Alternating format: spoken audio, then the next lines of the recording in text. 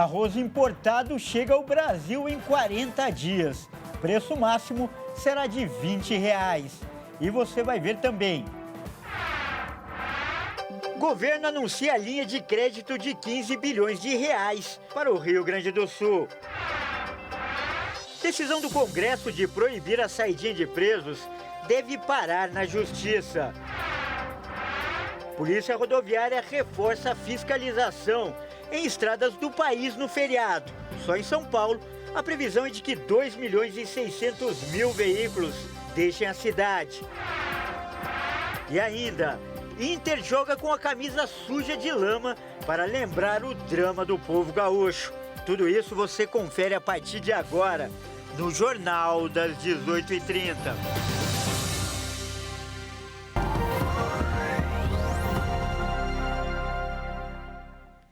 Olá, seja muito bem-vindo. Nós estamos ao vivo, são 18 horas e 33 minutos pelo horário de Brasília. Eu sou o Kleber Werneck e a partir de agora você acompanha comigo as notícias do Brasil e do mundo desta quarta-feira, véspera de feriado. E olha só, o governo autorizou a compra de até 300.000 toneladas de arroz nesta primeira fase de importação. O ministro da Agricultura disse que o agulhinha tipo 1 estará disponível nos mercados em até 40 dias. E o valor máximo será de R$ 20 o pacote de 5 quilos. A informação divulgada pelo ministro Carlos Fávaro é só uma previsão, porque o preço e o tempo que vai demorar para o produto chegar ao Brasil dependerá do país que vai disponibilizar o insumo para a importação. Se for da Ásia, por exemplo, poderá levar mais tempo para chegar até aqui. E depende muito quem será o vendedor. Se a gente for comprar da Ásia, demora um pouquinho mais para chegar. Se os vendedores do Mercosul, os players do Mercosul, que tem arroz em estoque, e ele deve chegar nas gôndolas dos supermercados, eu acredito a partir de 30, 40 dias já está chegando. Lembrando que os produtores do Mercosul, que têm arroz em estoque, subiram os preços para o primeiro leilão lançado pelo Brasil. Segundo Fávaro, o país já começou a receber o insumo da Tailândia. A importação do cereal é uma das medidas do governo federal para o enfrentamento das consequências das enchentes no Rio Grande do Sul, estado responsável por 70% da produção brasileira de arroz. Produtores gaúchos dizem que a estratégia é uma afronta, já que, segundo eles, a maior parte da colheita foi feita antes do desastre e, portanto, o país não corre risco de desabastecimento. Ainda assim, após os estragos nas lavouras do Sul, o preço do arroz subiu. Pesquisa da Associação Brasileira de Supermercados revela alta de 11,31% no valor do tipo 1 entre os dias 25 de abril e 28 de maio. No período, o pacote de 5 quilos passou de R$ 22,90 para R$ 25,49. Já dados do Ministério da Agricultura mostram que o arroz já subiu cerca de 30% em algumas regiões do país desde o início das chuvas no Rio Grande do Sul. A Abras informou que os níveis de estoque dos supermercados estão normais. A orientação da entidade ao consumidor é pesquisar preços entre as 60 marcas disponíveis no mercado. O ministro Carlos Fávaro disse que a importação de arroz foi aprovada justamente para coibir o abuso de preços do produto e reforçou que não é uma afronta. Nessa primeira fase de compras do produto no exterior, o governo autorizou a Companhia Nacional de Abastecimento a importar até 300.000 toneladas de arroz beneficiado por meio de uma portaria interministerial do Ministério do Desenvolvimento Agrário e Agricultura Familiar, Ministério da Agricultura e Ministério da Fazenda. Ao todo, o Executivo autorizou a Conab a comprar 1 milhão de toneladas do cereal, com liberação de crédito extraordinário da União de 700 bilhões e 200 milhões para a operação. E o presidente da Companhia Nacional de Abastecimento, a Conab, Edgar Preto, informou hoje que o leilão público para compra de arroz importado vai acontecer no dia 6 de junho, às 9 horas da manhã. O governo pretende adquirir 300.000 toneladas, como a gente acabou de falar. E o edital do leilão foi publicado nesta quarta-feira. E olha só, hoje completa um mês das enchentes no estado do Rio Grande do Sul. Vamos conferir agora um balanço da situação. Há um mês, as fortes chuvas deixaram os primeiros mortos e começaram a causar estragos na região central do Rio Grande do Sul. Rapidamente, a água começou a subir em várias cidades do estado. Os números mais recentes divulgados pela Defesa Civil do Rio Grande do Sul indicam 169 mortos, mais de 800 feridos e 44 desaparecidos. Além disso, 471 municípios gaúchos foram afetados, mais de 90% do total. Atualmente, mais de 40 mil pessoas estão em abrigos e mais de 580 mil estão desalojadas. No total, 2.300.000 pessoas foram afetadas. As autoridades não conseguem estimar o valor total dos prejuízos, mas calculam que serão necessários vários meses ou até mesmo um ano inteiro para reconstruir as áreas afetadas. Nos últimos dias, a Secretaria Estadual da Saúde do Rio Grande do Sul mostrou preocupação com o aumento de doenças transmitidas pela água. Já são pelo menos 5 mortes confirmadas por leptospirose e outras 9 são suspeitas. Mas a tragédia também despertou uma onda de solidariedade em todo o Brasil. Voluntários se reuniram para resgatar pessoas e animais em áreas alagadas e doações foram enviadas de todo o país.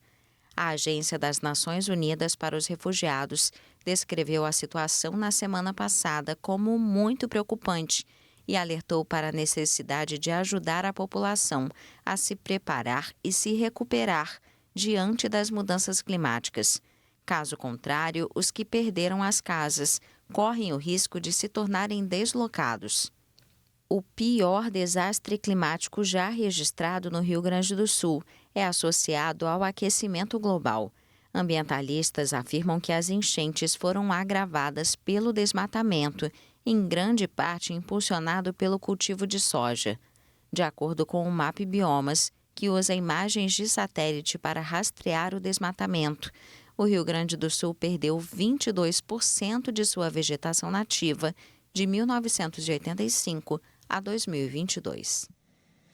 E o presidente do Senado, Rodrigo Pacheco, adiou para a semana que vem a votação do projeto de lei que permite a taxação de 20% nas compras internacionais de até $50, que também ficou conhecido como o projeto das blusinhas.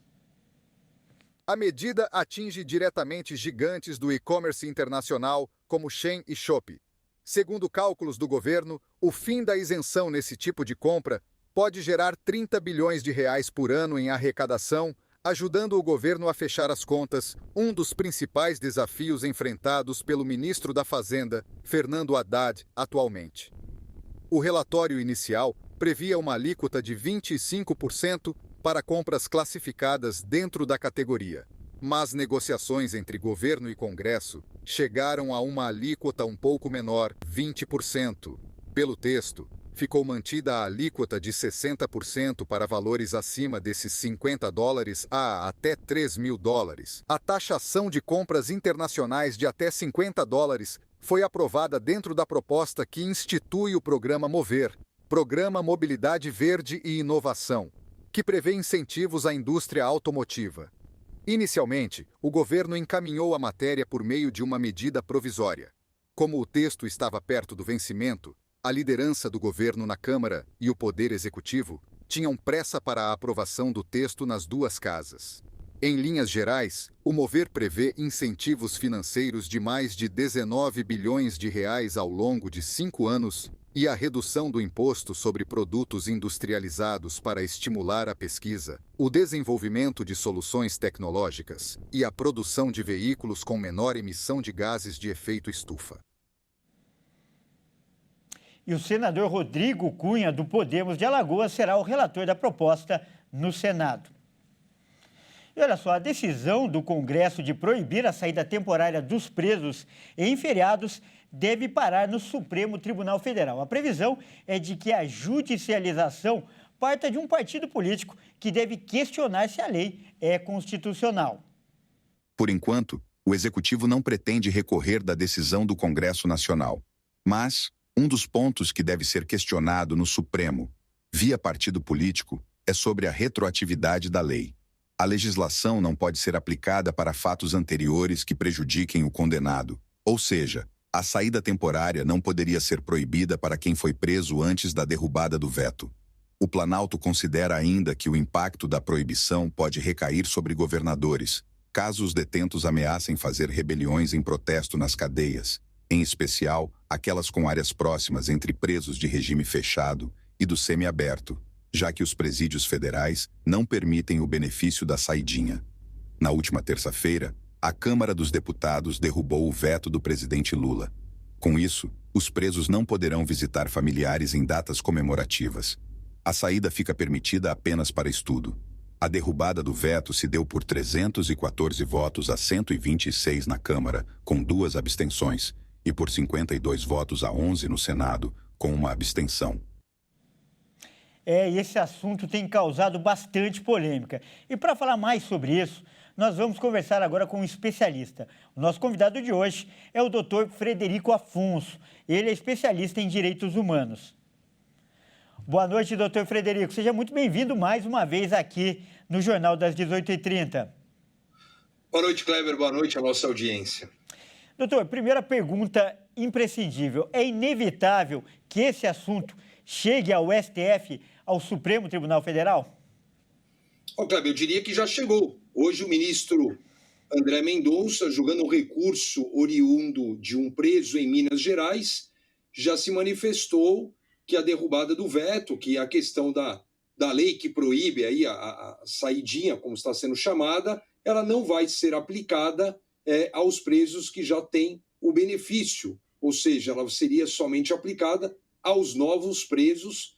E eu aqui, diante da minha humildade, ouso discordar, né? É mais um comportamento sempre pró-criminoso e nunca pró-sociedade. Bom, a gente viu aí que o ministro já antecipou o entendimento dele. E qual é a tendência no tribunal em relação a esse assunto? Kleber, eu sempre vejo com perplexidade quando você tem veto jurídico, né? Você tem 2 tipos de veto. O veto político, ou seja, o chefe do executivo, não importa a sua esfera, ele veta porque ele entende que aquela lei não vai trazer benefício para o seu governo. E você tem um veto jurídico, que ele aponta uma inconstitucionalidade no projeto de lei. Só que quando ele veta juridicamente, que foi o caso do veto do presidente da República, passou-se por 2 comissões de Constituição e Justiça, né? A CCJ da Câmara e a CCJ do Senado. E na exposição de motivos do veto, ele alega que não existe prisão de caráter perpétuo, fala da questão da visita ao familiar, tem até uma ação, uma arguição de descumprimento de preceito fundamental nesse sentido, né? Mas o STF já está inclinado a decidir contrária aí, vamos chamar assim, né? A questão da saidinha, vai retomar a saidinha e vai, entre aspas, vai derrubar a derrubada do veto, né? É isso que vai acontecer. Tá certo, então vamos aguardar os próximos capítulos. Nós acabamos de conversar com o doutor Frederico Afonso, ele que é especialista em direitos humanos. Doutor, mais uma vez, muito obrigado aí pela participação. Obrigado, Kleber. Boa noite, bom jornal. Grande abraço. E veja a seguir, Polícia Rodoviária reforça a fiscalização em estradas do país no feriado. E ainda, Internacional joga com camisa suja de lama para lembrar o drama do povo gaúcho. Nós voltamos já.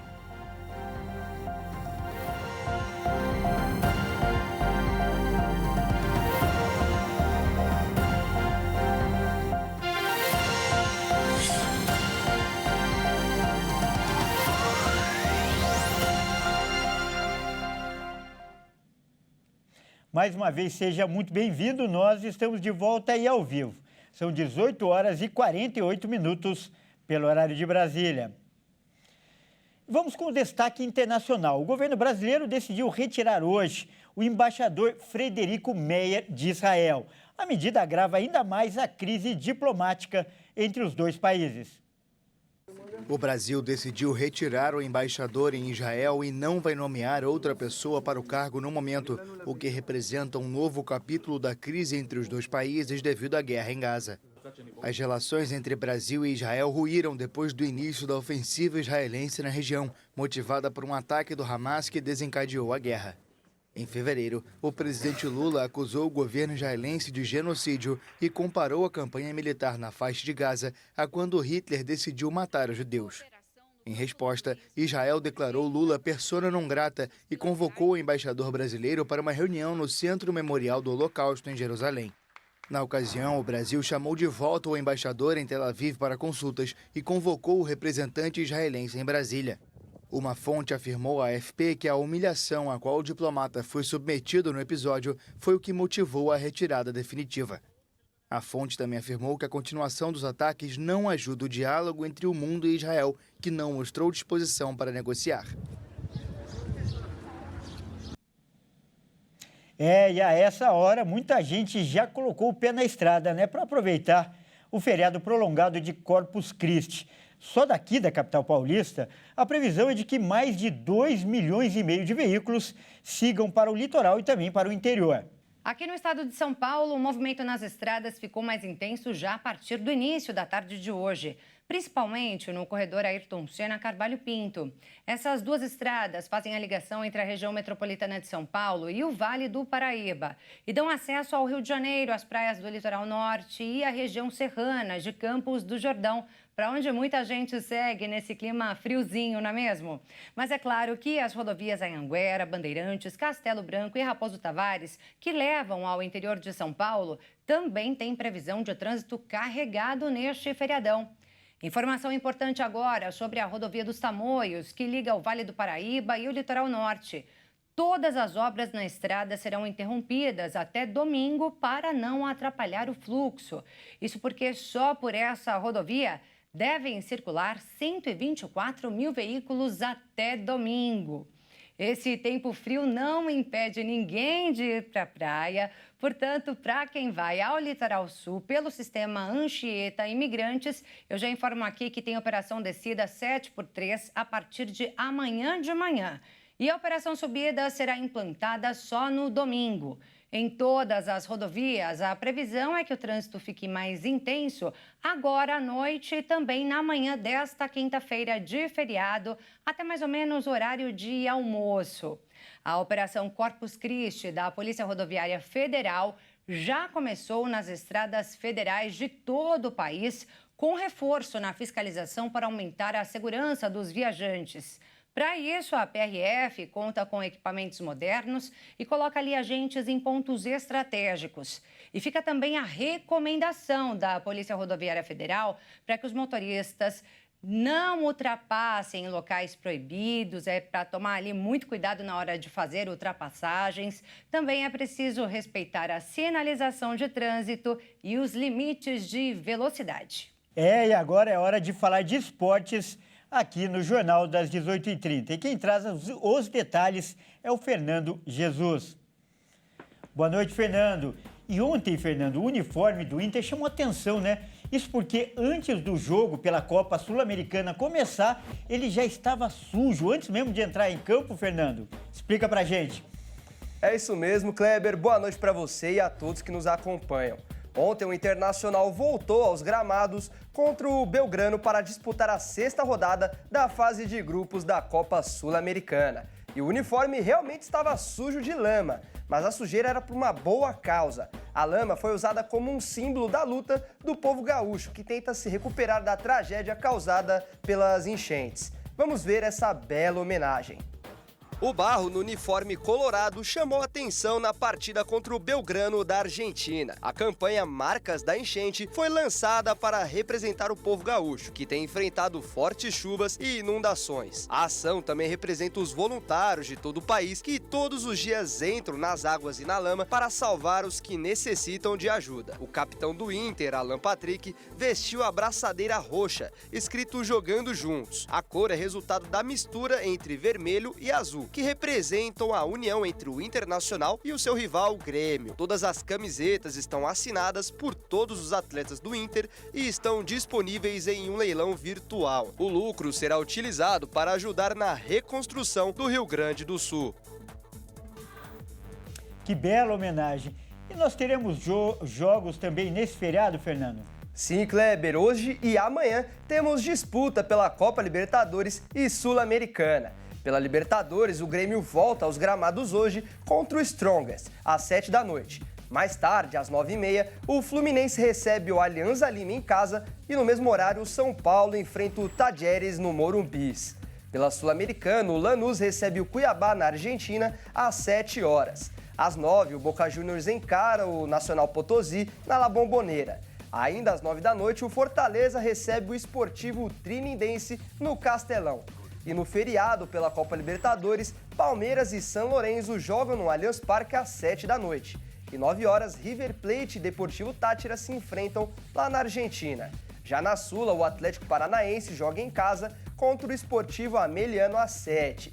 E às 9, Cruzeiro e Universidade de Quito se encaram no Mineirão. E eu fico por aqui, Kleber, e volto amanhã com mais notícias dos esportes. Grande abraço.